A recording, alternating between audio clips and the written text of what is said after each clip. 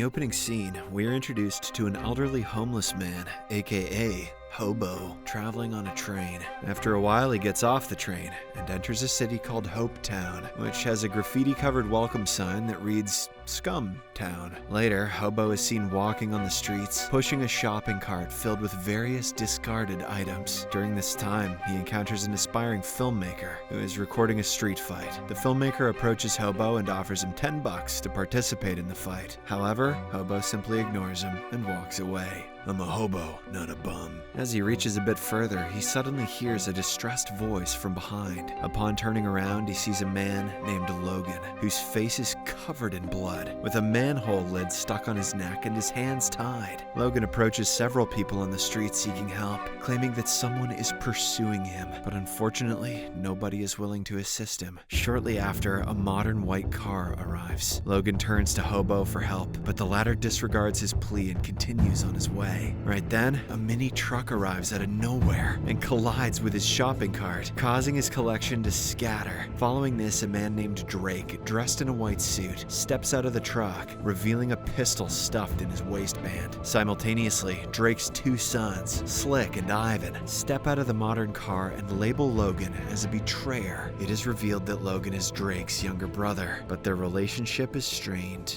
and broken. As the crowd watches on, Slick and Ivan grab Logan by his arms and drag him towards a nearby manhole. They forcefully push him down the hole, leaving his body suspended inside while his head remains above the ground. Then, in a twisted manner, Drake addresses the onlookers as if they are part of an audience and considers Logan as a lucky contestant. He commands everyone to witness the spectacle and proceeds to fasten a barbed wire around Logan's neck, connecting the other end to the modern car. After this, he orders Slick to begin the show, and the latter accelerates the car at a high speed. This results in poor Logan's head being severed from his body. After the commotion ends, Drake holds the detached head and issues a warning to everyone, saying that they could be the next lucky contestant in his show. Meanwhile, Hobo collects his belongings in his shopping cart and continues wandering the streets. Along the way, he comes across a pawn shop and notices a lawnmower that captures his interest. However, upon reading the price tag of $49.99, he lets out a sigh and walks away. That same night, Hobo positions himself on a pathway, holding a sign that reads, "I'm tired, need money for a lawnmower." Unfortunately, a group of rude teenagers approaches him and disrespectfully spits on his sign.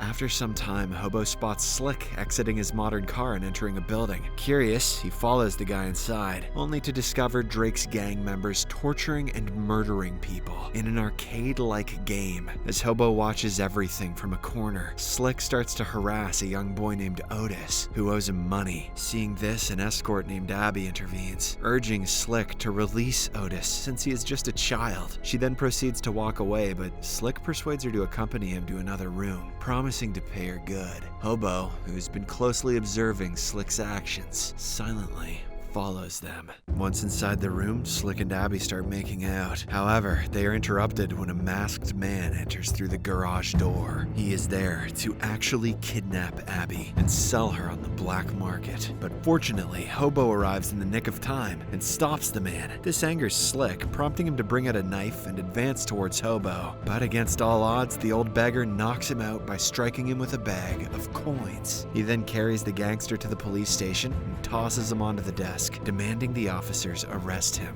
Not only that, Hobo also insists on speaking with the police chief, so he's directed to wait in an interrogation room. Shortly after, a high-ranking police officer enters the room. Hobo urges him to take strict action against all the criminals in the town, explaining that the situation is getting out of control. The officer acknowledges his concerns, but reveals that almost all the cops in town are friends with Drake, so going against him is not possible. Saying this, the officer suddenly changes his demeanor and points a gun at Hobo. At the same time, Drake's sons also arrive at the scene and start beating up Hobo. Slick even carves the word scum into his chest. After this, two police officers callously discard Hobo into a garbage bin. In the next scene, Abby is trying to make a deal with a guy for the night when the injured Hobo stumbles upon her. Seeing his pitiful condition, she brings him to her place and tends to his wounds. She even lets him stay at her place for the night. The following following morning, Hobo goes to the same filmmaker from earlier and takes up the offer. He willingly subjects himself to a series of demeaning acts, such as smashing a glass bottle against his head and chewing its shards. Once he has earned enough money, he revisits the same pawn shop and decides to purchase the lawnmower. But suddenly, a group of 3 robbers enters the shop and takes a woman and her baby hostage. They then threaten the shop owner to give up all the money. Witnessing all this, Hobo becomes really annoyed and decides to take matters into his own hands. He angrily grabs a shotgun from a nearby shelf and fatally shoots the robbers one by one. Once the commotion is over, Hobo realizes that Hopetown is in dire need of justice. Hence, he has a change of heart and decides to buy the shotgun instead of the lawnmower. Wondering what he was going to do with that mower is going to bug me forever. From that point forward, Hobo embarks on a relentless mission to eliminate numerous criminals, starting with the filmmaker. Armed with his shotgun, he continues his crusade by targeting a pimp, a drug dealer, and a pedophile disguised as Santa Claus. With each act, he becomes a vigilante, delivering justice to those who have wronged the innocent. News of his courageous actions quickly spreads throughout the city, drawing the attention of the bad guys. In a fit of anger, Drake shoots the television screen and berates his sons for allowing Hobo to escape. This humiliates Slick and Ivan, so they set out to eliminate Hobo and make their dad proud. In the next scene, the brothers board a school bus and ruthlessly slaughter 14 children using a flamethrower. Okay.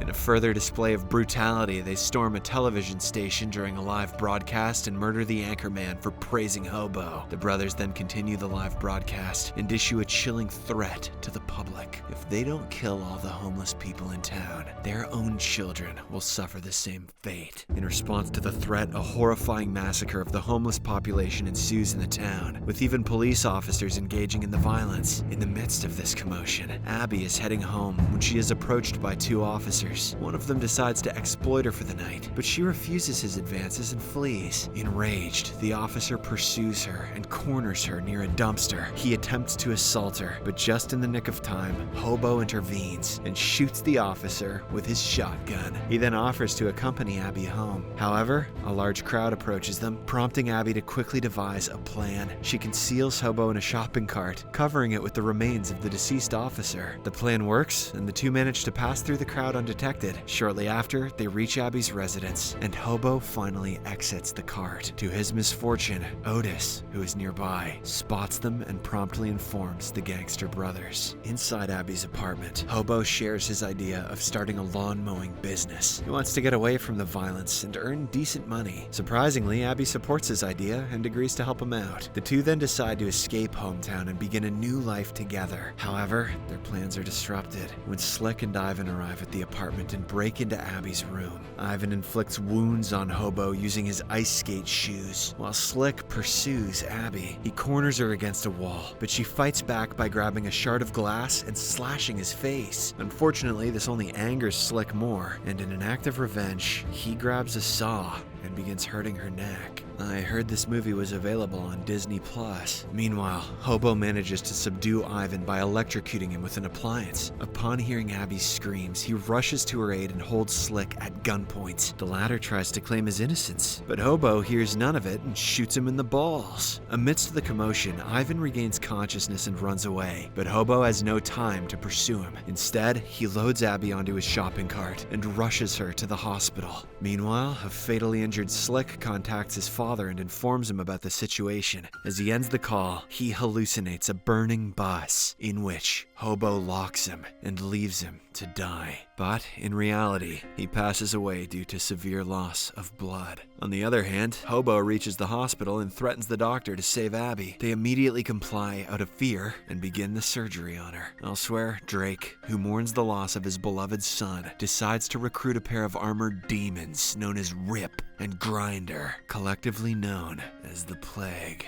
The following day, Abby regains consciousness and finds Hobo by her side. He presents her with a small potted flower as a keepsake and prepares to leave. Abby tries to stop him, arguing that he cannot solve all the world's problems only with his shotgun. But Hobo simply says, "That is all I know." As he departs, he passes by the maternity ward and takes a moment to speak to the infants, expressing concern for their future in a town that's a living nightmare. He hopes that they will grow up to become hobos with shotguns, but ones who are even better than himself. Shortly after, the plague breaks into the hospital and mercilessly slaughters the staff members in their path. Upon hearing the chaos, Hobo rushes back to Abby's ward, only to be captured by the plague. They confine him in a trunk and transport him to Drake, who plans to publicly execute him. When Abby learns that her only friend has been captured, she decides to embark on a rescue mission. Her first stop is the pawn shop, where she creates her own weapon by combining an axe with Hobo's shotgun and transforming a lawnmower into a makeshift shield. As she prepares to depart, a crowd confronts her and questions whether she is homeless. They are still following the orders of Drake and are looking to eliminate all the hobos in town. However, this only annoys Abby, prompting her to passionately address the crowd, delivering a lengthy speech advocating for the rights of homeless people. The scene then cuts to the streets, where Drake announces his brand new show to the gathered crowd. The plague grabs Hobo, fastens a manhole lid around his neck, and drops him into a pit for execution. Exactly how they did to Logan. But before the process can begin, Abby arrives at the scene and holds Ivan hostage. She demands Drake to let her friend go, but surprisingly, the cold-hearted gangster kills his son himself, calling him a disappointment. After this, Grinder goes after Abby, while Rip prepares to execute Hobo. This creates a very tense situation as the crowd watches on. Fortunately, against all odds, Abby manages to kill Grinder using her advanced weapon. She also manages to cut the rope tying Hobo's neck, saving him from decapitation in the nick of time. In the aftermath, an enraged Drake captures Abby and brutally cuts off her hand using the lawnmower shield. But despite the injury, she retaliates and repeatedly stabs Drake with her exposed arm bone. She then rushes to free Hobo, who then aims his shotgun at Rip, forcing him to retreat. Following this, Hobo approaches Drake and aims his shotgun at him. At the same time, the police arrive at the scene and demand that Hobo surrender his weapon. However,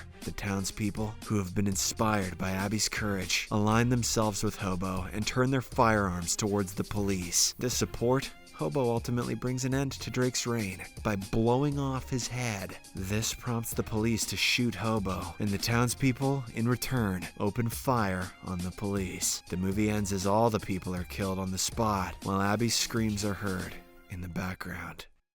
Subscribe for more videos like this, turn on notifications, and leave a like to help the channel out. Thank you for watching.